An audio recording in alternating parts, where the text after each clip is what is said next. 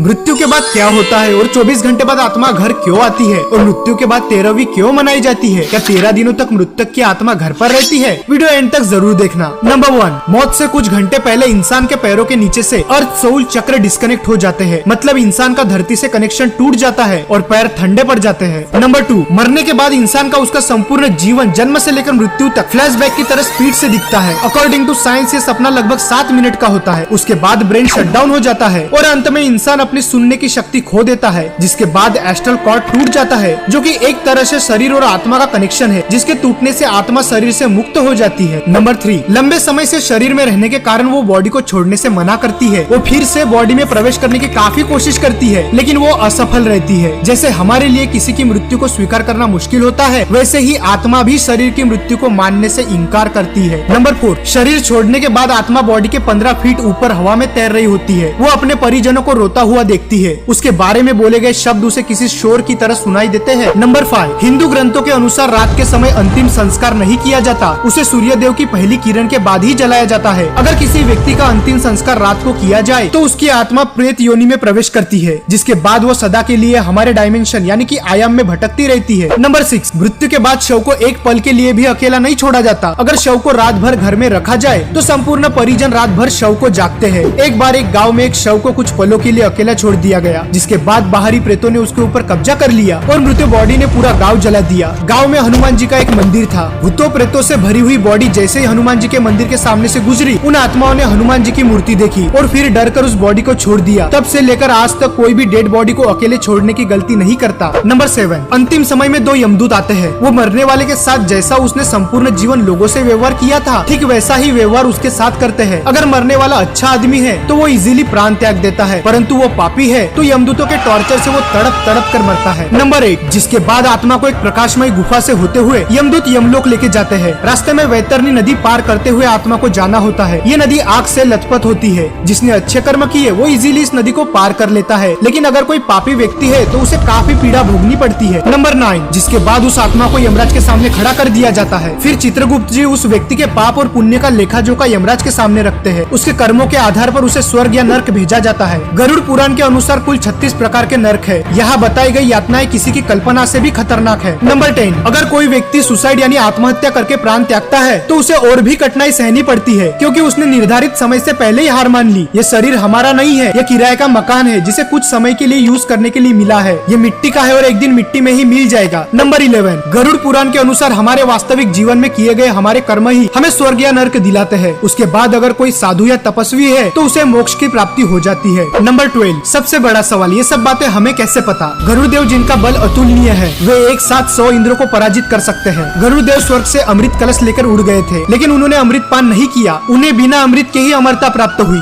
ये वरदान उन्हें स्वयं श्रीहरि नारायण ने प्रसन्न होकर दिया था। गरुड़ देव तो अमर है, उन्हें नहीं पता कि मृत्यु के बाद क्या होता है, इसलिए जिज्ञासावश उन्होंने श्रीहरि नारायण से ये प्रश्न पूछा और इसी ज्ञान को हम गरुड़ पुराण के नाम से जानते हैं। भगवत गीता में श्री कृष्ण ने कहा था, आत्मा न तो पैदा होती है और न ही वह मरती है, वो तो सिर्फ वस्त्र की तरह एक शरीर से दूसरे शरीर में प्रवेश करती है। मृत्यु तो केवल शरीर की होती है, आत्मा की नहीं। ये जीवन मृत्यु का चक्र यूं ही चलता रहता है, इसीलिए don't die before you are dead, मरने से पहले कभी मत मरो। अंतिम समय में राम नाम सत्य है इसलिए कहा जाता है क्योंकि वही संपूर्ण जीवन का सार है। श्री राम ही सर्वश्रेष्ठ है, वही सत्य है। अगर वीडियो पसंद आए तो वीडियो को लाइक और चैनल को सब्सक्राइब जरूर कर देना।